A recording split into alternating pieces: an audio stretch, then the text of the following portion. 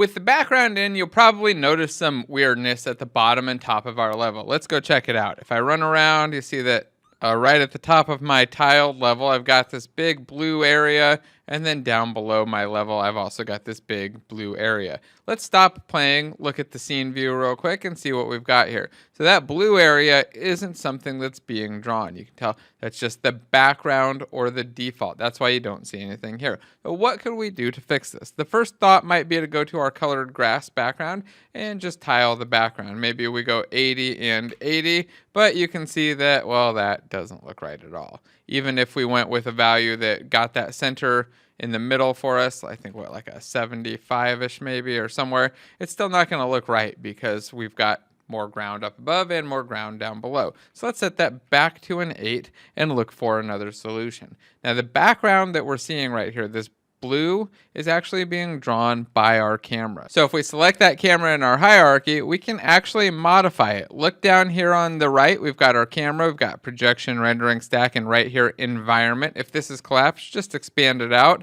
and look at the background type. We've got a couple options here, skybox, solid color, or uninitialized, which means don't do any background. We don't want solid or skybox or uninitialized. We do want a solid color, and the solid color we want is going to be something that matches with the top of our sky. So we want to go with a color that kind of matches the top there. To do that, I'm going to click the little eyedropper and then put my mouse right over here so that I get a color. You can see it kind of previewing in the background section, and click, and now I've got that matching color as my background. You can see it's showing up in the preview here on the bottom. I'm going to save my scene with Control S, press play, and then let's go jump around and see how that looks. If we've got some cool looking sky, oh, we've got sky down below, not quite what we want, but up above, I think that's looking pretty good. We've got a nice big blue open sky, and if I go to my scene view, or I guess you can't really see it in the scene view, but in the game view, you know that we have it pretty much going on indefinitely. The ground, however, is unimpressive. I don't want the sky down below me. I mean, you might want the sky down below you depending on your game, but in my game, I don't want that. So I'm going to add some ground down below as well. Let's do that by finding our ground tiles first. We'll select the grass mid, and go click on the sprite to find it. It finds my art, ground, and grass folder.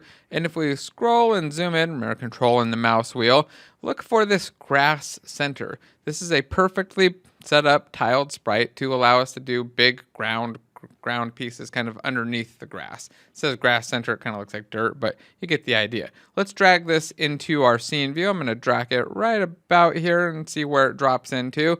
And notice that it's not going to be at some even value on our position. The X and Y are this 9.556004 and 5.73, and these are negative values as well. So I'm going to just kind of round these off. I'll take 9 and go to 9.5. Oh, that looks about right. And change this 5.72. Let's go with maybe -6. Oh, no, 5.5. So that it comes up a little bit. Now that this is in place, I'll switch it over to be a tiled sprite. And then let's maybe adjust the width here. So what's the width on our tiled sprite here, this grass mid? 20. I'm going to change this one to be 20 as well. It's going to move though. Watch this. So I go 20 and oh, it's no longer centered at where I want it to be. So I can just hit W, click on it, hit W, and then hold Control and drag it over here. This will allow it to move and snap by quarter unit increments. You can adjust that snap setting right here in the, where's it at? One of these ones has grid and snap settings, allow you to modify it, but I want to leave it all just at the defaults for now. So we've got our ground here underneath, and if I go to my game view, you can see that it looks better, but if I fall down, let's hit play and see. If I fall down or jump a little bit, I'm still going to see underneath that. So I'm probably going to want more, but I want to show you. There you go. See the camera drops. You still see some ground there. So let's stop playing. Go back to the scene view. Select this bottom ground piece, this grass center. Hit T, and then I'm going to hold Control and grab on the bottom here. This is going to allow me to adjust the tiling. Watch the height here as I drag it. The height and the position, really, because the position is going to change along with the height so that it keeps tiling and staying at the same locked spot so that it doesn't move. So there we go. I've got it to, let's go to, I've got it at a 5. I think I'll go to a height of like 10 so that it goes down nice and deep. That way, if I want to add some water or some lava or other stuff down below, I can do that and it'll still look cool.